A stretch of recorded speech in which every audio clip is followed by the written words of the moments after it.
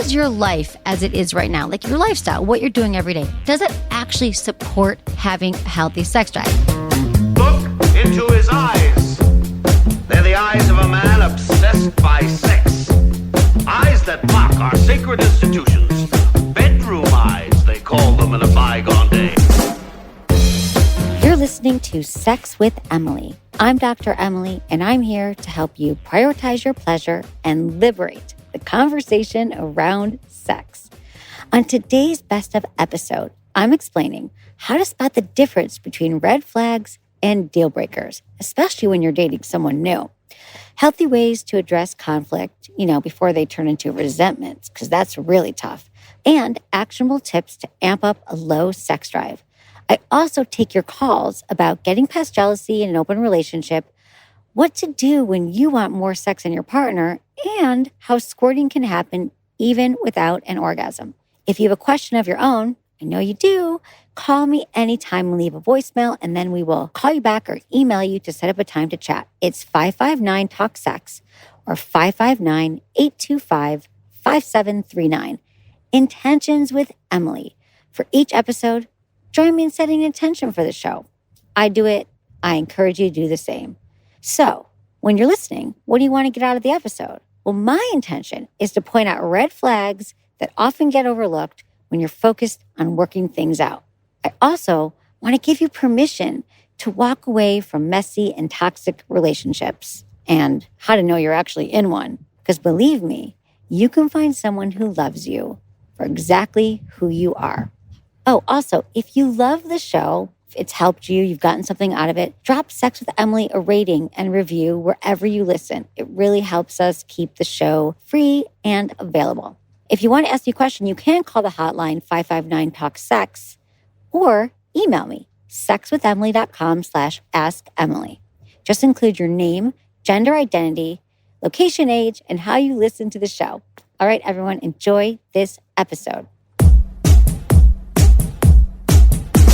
So first, here's some sex in the news. Things you shouldn't tolerate after 1 year into the relationship.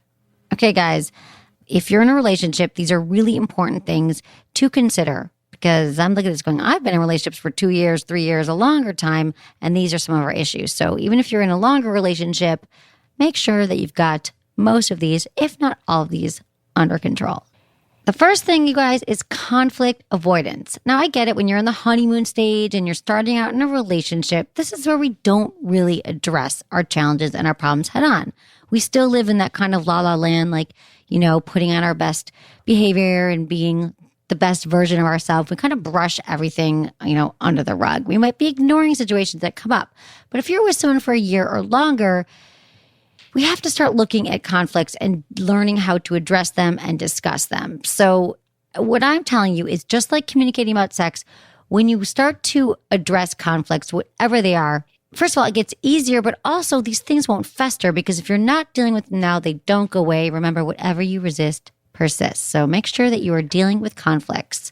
Red flags, you guys, there's different kinds of red flags. Okay, well, actually, there's problems you have in the relationship, things that bug you, and then there's red flags. Red flags are essentially deal breakers, and things that bug you, like if they're messy, then you'll just know that they're probably going to be messy. And if you can deal with, always being the one to put the dishes away, and maybe they're bringing in the trash can, you're fine. You can kind of deal with that. But if, they're a really toxic person, or there's like behavioral stuff, like they're drinking a lot, or they're not taking their job seriously, or they're just abusive towards you emotionally, obviously, or physically. These are things that do not change unless somebody, number one, recognizes they have a problem and then they get help. So it doesn't magically disappear. So look at your relationship and say, is this a red flag? Or, I can deal with it. I remember I was dating someone when I was younger and I said to my mom, I don't like this sounds really silly, but I was like 24. I was like, Mom, I don't like the shorts he's wearing. I was in San Francisco and no one wears shorts. And it was a silly thing. And I'm like, he wears these weird shorts. And she's like, Emily, you can always take someone shopping and buy them new clothes or whatever, but he's a lovely person and he really was. So think about if you're thinking about something silly or something that is real. Okay, you guys, inability to compromise. I'm not a huge fan of compromise. I got to be honest, but this is something I've also learned in relationships. I'm very independent. I like doing my own thing. But if you feel like you're always the one bending over backwards, you're always, the one who's, changing your schedule around or driving your partner places or deciding to do what they want to do, go out with their friends, go to the movies they want to see, when are you going to get yours? So think about it, like talk to your partner about it. It is about compromise. That's how you're going to get along. It's not always you being the one, because remember, you get being the martyr essentially, because if you're the one who's always doing things for your partner and your needs met, there's probably some resentments going on. So if they're not compromising with you, find out why and see if you can deal with it, because if not, time to move on. Lack of commitment. Here's another one, you guys. You can tell if your partner is keeping you at arm's length. Even after a year, it could be a sign that you don't want the same things. Like if you're like, I'm thinking ahead to the holidays. I want you to come home with my family. I want you to take to my cousin's wedding this summer. And they've literally never said anything but like, let's watch a movie tonight at your house. That would be another sign for you that you might not be on the same page and they might not be looking at the commitment the same way. This is a great one because this is actually more black and white. Like either they are including you in long-term plans and commitments and thinking about your future, or they're not. If your sex life is unbalanced after a year, I feel if it's unbalanced after a week, I think you should start working on it, but you should start working on it because they're always changing. We all know the honeymoon phase is real and that the first few months having sex with anyone, even like a tree, could be amazing. Not having sex with a tree, but I'm looking at this door in front of me. I'm like, you could literally have sex with something and it's new and exciting and it's unknown and it's great. But if it's still a year, you got to talk about sex, what you want, and all your desires. So that's a big one too. Okay, here's another one. I hear this one all the time. Ex issues. If your partner is still hung up on their ex and you feel like, they have this secret relationship and they're talking that they're always friends, but they're not bringing the ex into your life and it's kind of like this secret part and you kind of get these weird feelings about it, that's something to address because I feel like my exes are a huge part of my life. They're good friends of mine. Not right away, though, you guys. Usually it has to take 6 months or a year, but they become good friends, many of them. And then I introduce them to my partner. And then after they meet him, it's not even a thing that the person was my ex, but there's also the unhealthy ex side of it. So again, if you haven't met this person, they're talking to him, they still might be hung up on their ex, and that can be a challenge. Finally, you guys, arguments about money, kids, sex. These are probably the 3 biggest challenges in relationships. So if you're mismatched, essentially, when it comes to money, that is something you have to talk about. Maybe your partner's not financially responsible. They're not managing their money, or maybe they're overspending, or they're being cheap. These things are shaped in our childhood too, how we handle money.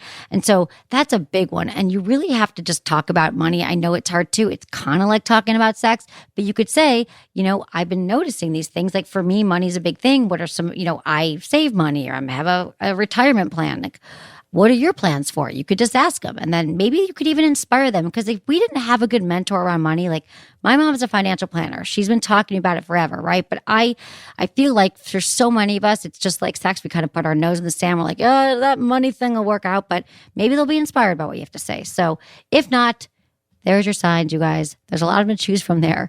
And I think if you match up on a few of them, it's probably time to take a look at your relationship and see if you should stay or you should go. Here's another one I liked. What to do when your sex drive is low. We talk a lot about sex drive on the show, and it's probably one of the most common questions I hear from you guys. Our sex drive is going to change over time. Just know that, accept it. You're going to get sick sometimes. You're going to feel great sometimes. Sometimes you're going to want sex, and sometimes you're not. But I thought these were really solid steps on what to do if your sex drive is low, if you've been feeling like you're just not in the mood and you're not feeling sex. So the first thing is find a new doctor, you guys. There's nothing wrong with looking around for a doctor, like how you date in a relationship. You date a few people at once. Like I think if you're looking for a new doctor, find a good doctor, because what they should do is, first of all, talk to them about your sexual concerns. A lot of doctors, like your primary doctor, they might not be well versed in sex. They might not really know what to do. I mean, there's some doctors like, have a glass of wine, then you'll be in the mood. You don't want a doctor who says that to you. You want a doctor who can look at your hormone levels. They can check out if you have depression, anxiety. These are all things that can contribute that we never talk about. Thyroid imbalances, arthritis, cancer, heart disease, chronic pain, kidney disease. These are things your doctor can look at. I always ask you, are you seeing a doctor? Have you talked to your doctor? That's what your doctor is going to check for. And then check your medicine cabinet, you guys. We don't realize how many medications can actually have an impact on our libido and what to do about it. Our doctors typically don't say, I need you to take this for diabetes. And oh, by the way, it can have the sexual side effect. Or another one, this is huge. People don't tell us birth control can have an impact on our sex drive. So here's some common medications that could cause a decrease in your libido. So anti-seizure or anti-anxiety medications, you guys. I know a lot of people are anxious these days. So if you've got Valium, Ativan, Klonopin, those could have an impact. Beta blockers, Lipitor, Crestor, cholesterol-lowering medications, antidepressants. This is a big one, you guys. 1 in 5 women are on antidepressants.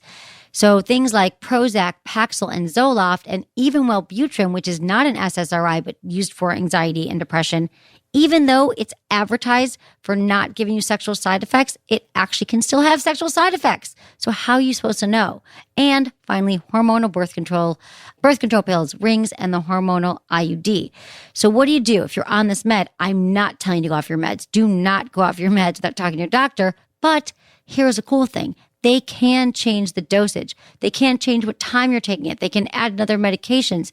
They can try similar classes of medications. So talk to your doctor about it. You don't have to live with a low sex drive. So here's another great point in this, you guys. I know there's times where we take it for granted and we're like, oh, it should just function on its own and it could work at certain points and not others. And we just don't really think about it. But it does need your support in order for it to work for you. So ask yourself these questions. I really like these questions because I'm always evaluating my sex life as well, along with you. How does your life as it is right now, like your lifestyle, what you're doing every day, does it actually support having a healthy sex drive? So answer these questions.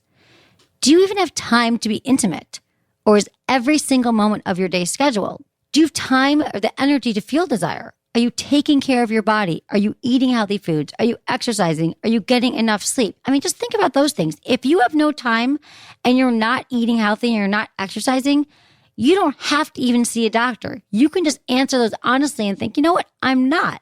You can change some of those things on your own and see some impact on your sex drive. Another one is, do you have a good environment for having sex? I've been guilty of this. Take a look at your bedroom. It matters so much how you have your bedroom set up. So if it's like cluttery and messy and you don't have the right light and you can never find the music you want to play or your vibrators aren't charged and your lube's in the kitchen and you just if it's messy or distracting or it's, getting you out of the mood, if your bedroom doesn't put you in the mood for sex, nothing else is going to. So make sure you are not distracted. And you guys take a look at your relationship. If you guys have grown distance, if you're not seeing each other, if you've been holding on to something that happened last summer, you're not going to feel the desire. It just isn't going to happen. You could be the healthiest person in the world. You could not be on medication. You could be exercising, all these things. But if you are festering and holding on to issues, that's going to have an effect on your sex drive. Think about the sex you're having. Are you having the kind of sex you want to have? So if you're having the same kind of sex, routine sex, like many of us do, we fall in the patterns, we have missionary sex, we roll over, we go to sleep, you're not going to get so excited for that after a while. So this is where all those fun sex ideas come in, like having date night, something to look forward to, trying something new in the bedroom. One of these amazing toys or products I talk about, you guys, one thing could give you months of new inspiration. I promise you that. And also being vulnerable and finally having that conversation with your partner about hey, let's talk about our sex life. You guys, this is normal. Just like you talk about your investment or your 401k, let's check in and talk about our sex life. What do you want, babe? What have you wanted to try? Let's try it. So these are all things, you guys. These are the whole wrapped up package of what's going on with your sex drive, your libido. And I think if you just grab one of those areas and start looking at it, you're going to start to see a change. And finally, you guys, what if we treat our relationships more like we treat our careers? Do you have those friends who say, God, marriage should be like a business contract. Every 5 years, we get to renew it and decide if we still want to be married. I used to hear people always joke about that. And the more I think about these things, about how we spend so much time being really good at work and being a good employee and talking to our boss and doing all these things so we can have a really good career. What if we brought some of those principles into our relationship? So before you resist what I'm saying here, I get that love and work is kind of different, but there are some concepts that definitely work in a relationship. So, and it's like straightforward communicating. So, building a relationship is kind of like building a business. You got to invest in it. You got to give each other attention. You got to plan for the future. You might even need a strategy.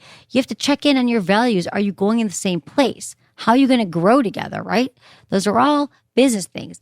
But the interesting thing is, just like sex, when we get into a relationship or when we're courting each other, we're taught to be like coy and be more measured about what we really want. Don't be direct. Don't be assertive, kind of like we are in the workplace. In love, it's a little bit different. And then dating, you guys, haven't you done this where you kind of make irrational decisions that are based on emotions or a conversation you had with your friend, or you interpret what your partner wants because you had a moment where you're like, oh my God, maybe they're not in love with me anymore. And we do something rash. We don't do that at the office. I don't come in to Jamie, my producer, and be like, oh my God, I had a dream about you last night. And I feel like we should repaint the office today green because that's what you were doing in the dream. We don't do things like that in the workplace. And in our relationships, I didn't really have a thing about being green. But if I did, that would be crazy, right? So let's try to think about our relationships more logically. Because in our career, we're thinking how can I do better? How can I get a better review? How can I not burn out? How can I get what I want and also make it a healthy work environment? So why not do that in our relationships? So really it's another communication style, and it's another kind of way to have the discussion. And this might, for some of you, might feel really comfortable. You're like, I got this. I'm great at business. Bring it into a relationship.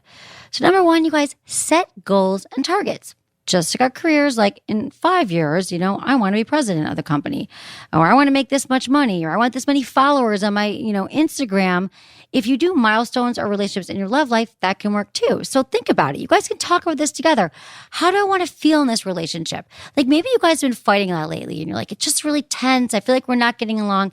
It's okay to say in 6 months from now, I want to make sure that we are cooking dinner, together once a week, or we're exercising together, or we're taking a vacation. Maybe you want to have more fun in your relationship and more passion.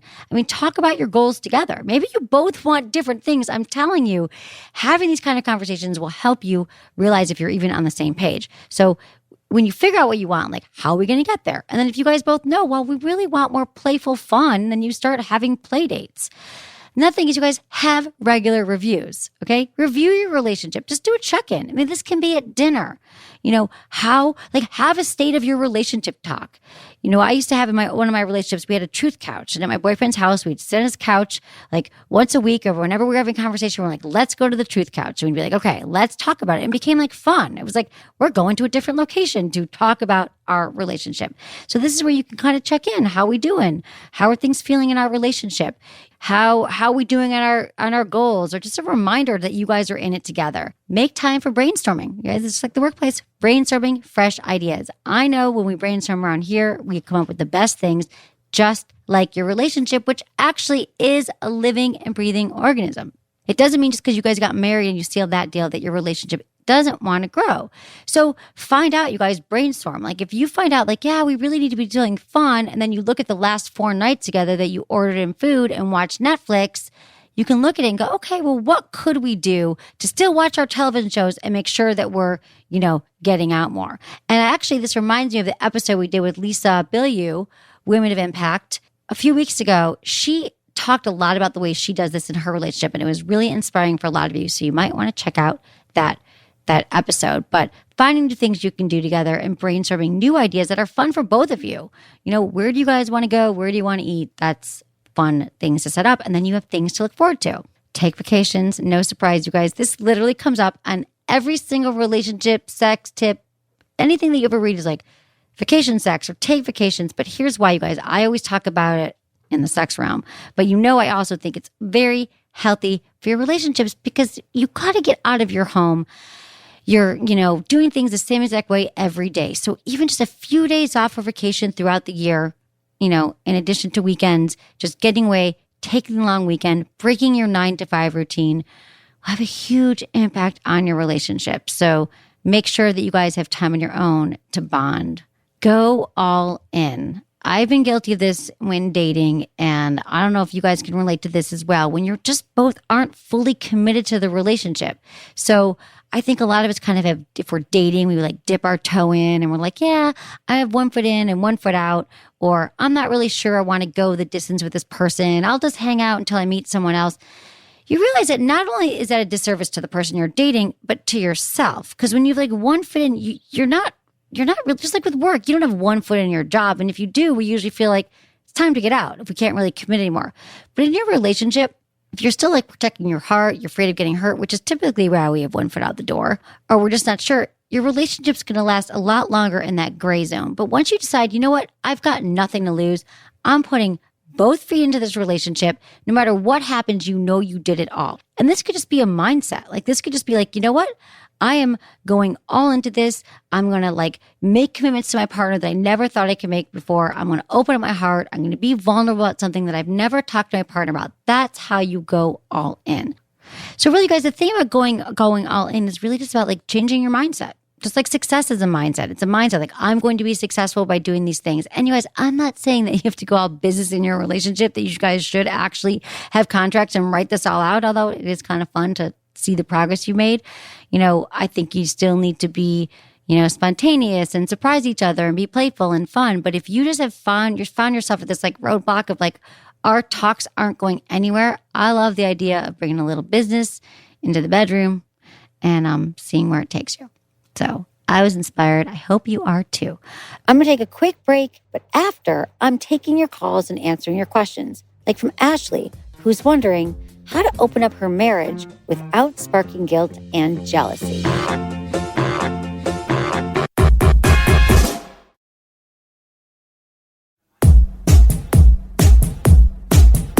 Okay, guys, we are on to calls and answering your questions. Okay, this is Ashley. She's 31 from Oregon, and she's starting an open marriage. Previously, they were swingers and wants to know how to get over the fear and guilt. Hi, Ashley. You've come to the right place. Yay, perfect. Thank you. So tell me what's going on. Give me some history. Yeah, so my husband was my first, so I've always been really fascinated by orgies and just group sex and just the whole idea of it, and I was always so embarrassed about it because, you know, just that stigma that we have about sex and one person and for the rest of your life kind of thing. Yeah, and how long have you guys been together? Yeah. We've been married 12 years. Right, okay, great. Yeah, Okay. so I started young. Yeah. So you guys have been fascinated with orgies, and you said watching porn with orgies, or you've always been kind of fascinated by it? I mean, that's my own kink. Right. He just likes that desire. He wants to feel desired by other people. He's, Okay. you know, very satisfied with our relationship. But I think just that feeling of being wanted. And I mean, I'm not going to lie, I do enjoy a penis. So, Yeah. you know, who doesn't? Especially Right. after 12 years of marriage. Yeah, So, yeah. Yeah, but I feel like I'm just so much in my head. Yeah. And I don't know how to get out of there and just like those fears, because he Okay. reassures me all the time. It's just, that's what holds me back so much. Did you say you were swingers before? Did I have that right? Yeah, we've done lots of couple swapping Okay. before, but that's together. So, I you know, see, it's I not see. easier, you know? Okay. Yeah. So this is more about like, how do you open it? So you guys, I'm sure, have talked about like, is it more like they're going to be sleepovers? Can it be someone that you know or that you don't know? Or how, like, do you have a lot of the rules in place and the boundaries? Yeah, we've been talking lots about our boundaries, kind of when to do it, because we do have kids. So trying to figure out timing and when it's appropriate time to do it, when it's, you know, what's going to be a trigger for us, you know, and so we've had lots of conversations. And he did have one person already when he was out of town for work, and it was kind of hard for me just because I'm not there. And, Right. and that's when I kind of figured out my communication style from that point on. So it seems to be just kind of Okay. walking and Yeah, well, figure it that's how out. you learn. I mean, because communication is the most important thing. So as much as I tell couples, like, hey, you're going to open it up, you have to have all these rules and all these boundaries, like that's really just to get you going. But you're going to learn by doing. Like, there's no way that you can know how you're going to feel, right? Like, you don't know. Right. Like, and you might have a great experience, and he might get jealous, and he might worry about. But it's not that people in open relationships and I know a lot of people in healthy open relationships and open marriages.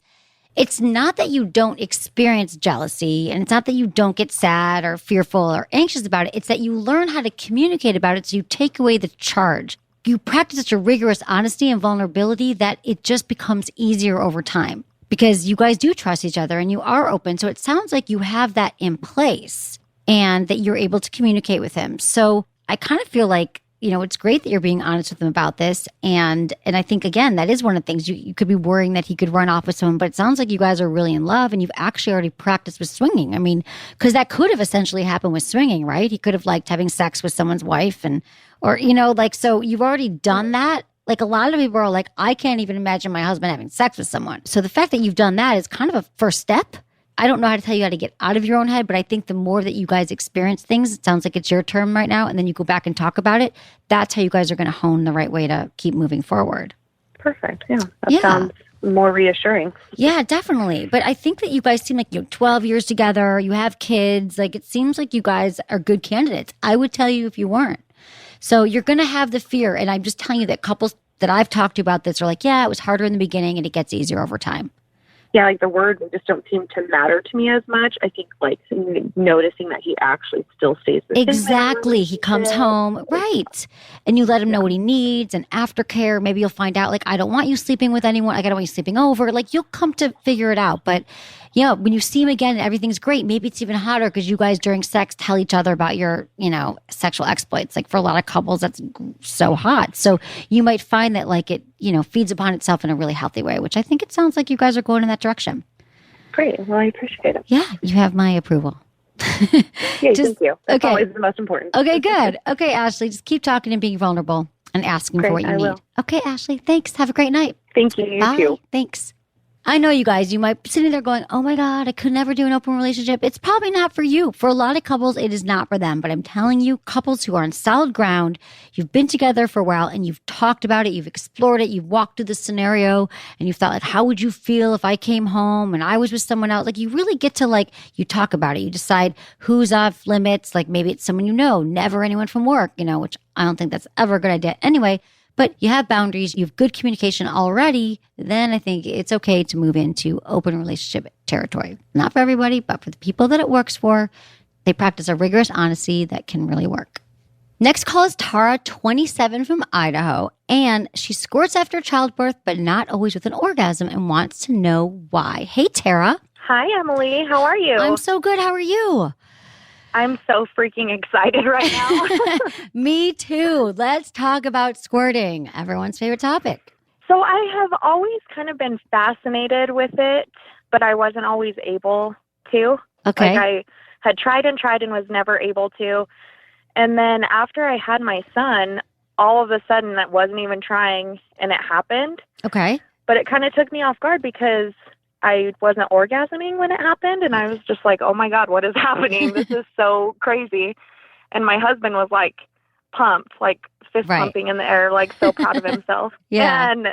But then I have like since been able to do it in certain positions, like almost on command. Oh, great. But it's not always with an orgasm. Like sometimes it is. Right. And sometimes it's not. And then sometimes I feel like it's getting like I feel this really big buildup, and then I will push him out before I get that like really big release. And so I just was wondering if that was common. Totally common. In fact, squirting can happen without orgasm all the time. It's really common, like that women have to squirt without orgasm and orgasm without squirting, as you know. So that's just common. It doesn't mean orgasm necessarily at all. And I also get the pushing him out thing because you're pushing your pelvic floor down, you're like your Kegel muscles. So you just push him out. That's happened to me. That can totally happen. If you know that's going to happen and he's cool with it, like, do you feel like that you're having more, like, does it prevent you from orgasming when you push him out? Sometimes, like, I feel like it would be so much more intense if I could just keep him there. But like, even when I'm not orgasming, it's like a full body, like almost like a spasm. And so like, even if he's like really holding on to me, I like buck him off. I don't know a better way to put it. Right. No, I totally get it. But it feels good though still, even if it's not orgasm, the release of the squirting? Okay. Yeah, I mean, it does feel good. Like sometimes it catches me off guard and I don't even realize that I'm doing it. And like, it kind of excites me because I think it's kind of cool. It is cool, yeah. But I don't really know that it feels a whole lot better all the time. And then sometimes it's with an orgasm and it's awesome, but it's kind of just like that same sensation as like a clitoral orgasm. Right. Yeah, that happens. Now, that's common. Do you know the times that it happens, what position you're in and what you're feeling when it does happen? Usually it's missionary, and if I don't usually ever prop my hips up, but like if I wrap my legs around him and then I kind of like squeeze my hips up so Right. that angle is right. And then it's happened in doggy style before too. Okay, great. Yeah, so now you know those positions. And when you feel like yourself pushing them out, it's okay to stop. So you could just be like, stop and just keep breathing into it so you don't before you push them out. And maybe that sensation will pass. And then you could let it build again. But there's nothing, I mean, do you do Kegel exercises as well? Because that can also help strengthen those muscles. I mean, I haven't ever really, like the doctor kind of suggested it after I've had my kids and stuff, but I've done it like a little bit, but not regularly. Okay, because that can also help women just have stronger orgasms. It can help them with like squirting and ejaculation, but like there's nothing wrong here. So I feel like you're just going to have to kind of pay attention and do the positions that work for you and kind of play with it because it's still new for you. And so, our bodies are always changing. There's certain times a month you could squirt more than others. Sometimes it's orgasms, sometimes not, but that's just sex. So there's nothing wrong here. I wouldn't worry. It sounds like you guys have a really healthy sex life. So I think it sounds fun. Yeah, pretty awesome so far. It seems really good to me. So, so I would just say not to trip on it and just, just to go with it and kind of talk to them about it, what you need, and just kind of breathe through it now so you don't push them out. But if you do, that's not a big deal either. So doing your Kegels and just breathing through it, I think could help you. Awesome. Will do. And I just wanted to tell you that I appreciate everything you're doing. You seriously have changed my life. My friends make fun of me with how much I talk about this podcast. Oh, I love that. Thank you so much for telling your friends about it. I appreciate it, and I really do love hearing it. That's why I exist. That's why I do what I do. So thank you. We're all listening to it in my office. There's a few of us. Oh my God. We're all kind of snickering and laughing. I love it. We'll have them all call in, and I send my love to everyone and all your friends. So hang in there. And thank you for being an ambassador to the show. I appreciate it. Thanks, Emily. Have a great good day. one. Bye. Thanks. Bye. Okay, guys, squirting, is it real? Is it pee? What is it? Doesn't matter, you guys. I'm not going to talk to you about, there are traces of urine in it, and there's, periurethral fluids from the skin glands. It's all fine. I think that women have to figure out what feels good to them, how it works. It is possible for a lot of women to learn how to squirt. It starts with G-spot stimulation, like using a toy. Like the rave is a great one on your fingers or your partner's penis. But I love that she called in because really just check in to make sure that everything's okay. And you guys, most things are okay. If you're not having pain and you're enjoying sex, it's all good. After the break, I talked to Lindsay, who's having pain during sex. Listen, you don't have to live with unwanted pain. So stay tuned. I'll be right back. I'm so excited that cities are opening back up. We're hanging out with old friends, and System Joe personal lubricants are back on Sex with Emily. About a year ago, Joe took a break so we could promote flavored lubes from their sister brand, Muse. So while we're saying goodbye to Muse, we're not losing those amazing flavors. Don't you worry. System Joe's got them and more. Joe's collection has your favorites, so the creme brulee, the mint chocolate, salted caramel, plus they have flavors like tiramisu, double chocolate, and white chocolate raspberry truffle. Oh, just in case you're like, but Emily, lube tastes like kerosene. Wrong. I don't know how they did it, but the magicians in Joe's lab made their gelato lubes taste like the real thing. Seriously, they're delicious. There's no gross aftertaste at all. And if you're wondering why would you want to use flavored lubes, it takes oral to a whole new level for both the giver and receiver. Trust me, these lubes feel as good as they taste. Believe me, you want Joe in your life and flavored lube on your nightstand. So please join me in welcoming System Joe back to the show by visiting sexwithemily.com/Joe. That's sexwithemily.com/JO.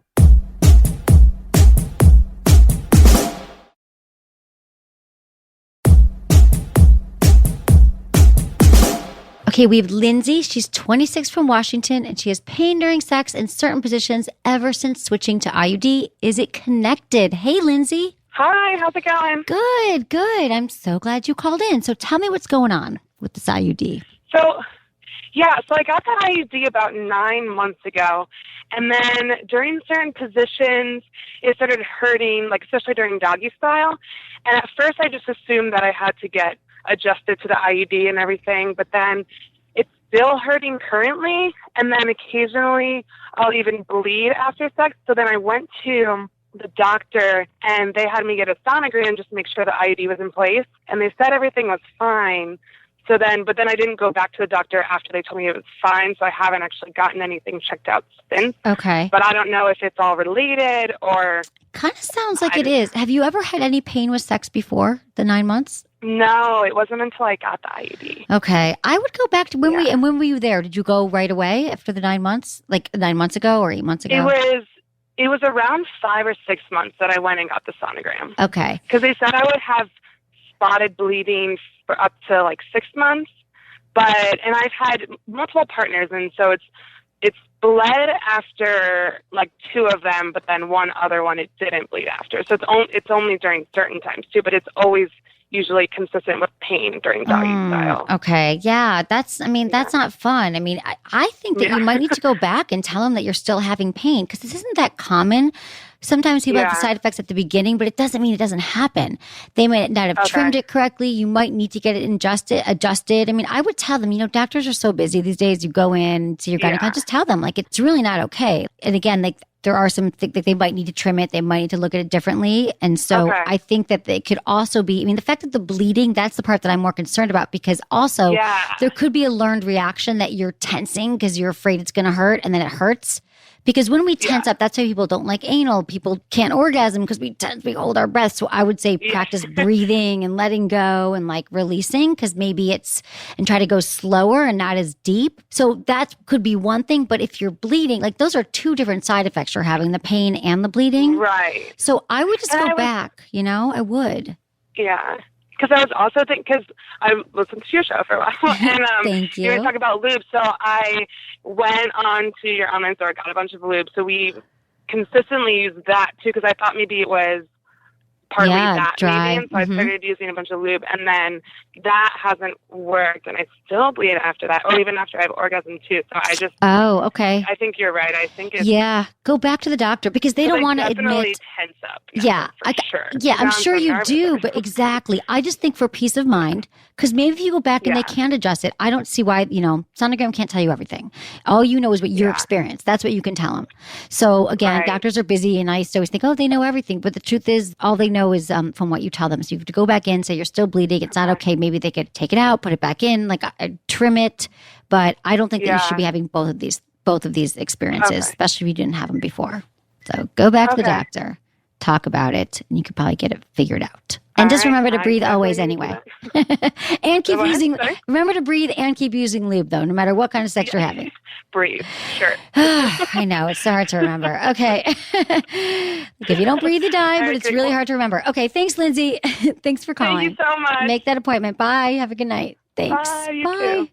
I like this call, you guys, because I think that sometimes our doctors, you got to go back. You got to get a second opinion. You got to talk to them again. They're not always right. Yes, they have your best interest in mind, but they're busy. They're seeing a lot of patients and your experience. So I think we put a lot of weight on what they say, doctors, and as we should, but we are our own best advocates. So if you're having pain, and something's happened to you, make that doctor's appointment. We all pay a lot of money in health insurance, and I know that it's a pain in the ass to go to the doctor.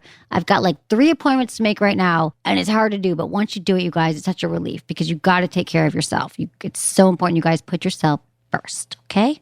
This is Summer, 38 from British Columbia. She has a high sex drive. Her husband doesn't and won't go to counseling. Hey, Summer. Hi, how are you? I'm good. Tell me what's going on.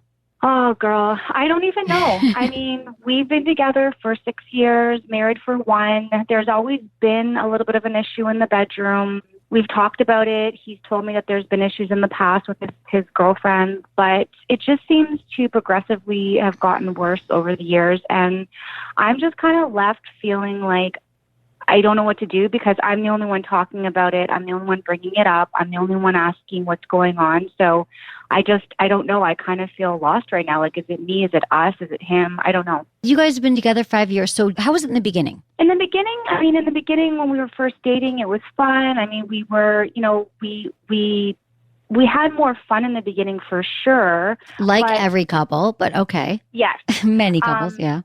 But I mean, but even in the beginning of our dating relationship, I noticed a lull, and I noticed that, we would spend, a week together or something and nothing would happen. And it was just, I think that I'm used to someone maybe being more of the aggressor in the relationship, and maybe I've never taken that role on. So maybe that's where I've kind of lost it. But it's just, he's never really the one asking for it or wanting it. And like I said, if, I definitely don't think he's cheating on me. So I don't know what's going on there. Yeah. Well, we're all so different. Like we're like so oriented towards like, oh, men are the ones who are supposed to be the initiators and women aren't. But it's different in every relationship. So it's true that he might be waiting for you to make the moves or to get him to kind of pull him in, because maybe he just doesn't have as high of a sex drive, or he's going, it sounds like it's been like this since you met him, because sometimes it can take a dip if we're worried about work or we're depressed or, how old is he? Curious. He's 34. Okay. He told me that in his last relationship, they weren't intimate for a year, and then they finally broke up. And so I don't know what happened in that relationship. It's never been that bad for us, but I don't know. Like, and I know he is a diabetic, so I don't know if that has something to do with it as well. But does he take anything? Is he on any medications? Yeah, he does. Okay. Yeah. I mean, because he takes insulin. Yeah, that could have an impact too on his sex drive. That might be a reason. Okay. But I think you guys just have to talk about it in a way that's like, it sounds like I know, I'm sorry, you knew I was going to say this, but it sounds like it's gotten to the place where you're just like really frustrated and you guys aren't able to kind of communicate about it. But I feel like we need to know like what he would need to be in the mood. Like you can ask him, like, what would you need to want to have sex? Like in a loving way outside the bedroom where you're not blaming him, you're not making him feel bad, but it's like because it matters. Like Summer, you're correct to be like at this point where you're like, what's going to happen? How am I going to deal with this? Because it matters. It is your sex life. That's what keeps you guys from being just roommates. So it is something that you both have to pay attention to. And it sounds like he's not really giving you a lot of information here. He's not really talking about it, or have you guys ever had a deeper conversation about it where you got more information? We have. We definitely have. And I do think it's difficult for him to talk about it because, again, like I'm always the one bringing it. I got to a point in our relationship where I was like, maybe I'm being part of the problem because I'm always asking what's up. Is everything okay? And maybe I'm like driving him crazy because I'm always talking about it. So I kind of backed away and just stopped asking what was up, and it got worse. So, right, because he probably doesn't know, and he probably feels bad because he wants to please you. Yeah. So he might feel. He did tell me that. He did tell me that was one of his issues, that he doesn't think he does, but I don't know where he got that from. So. Well, because you asking, like, what can I do? Or why aren't we having sex? So he feels rejection. So see, the good news is that you both love each other and you're married and you both want to please each other. But you're probably feeling rejected because he's not desiring you, and he's feeling like he's letting you down. And so you both want it, but you don't know how to get out of your own way. And so, because he might really not know, like, and I want him to check with his doctor about his insulin medicine, because that could have an impact. Like people with diabetes don't have the highest sex drive. Like, that can have an impact. So I think that is real, especially because it's been going on since you started dating. You said even at the beginning you sensed a lull.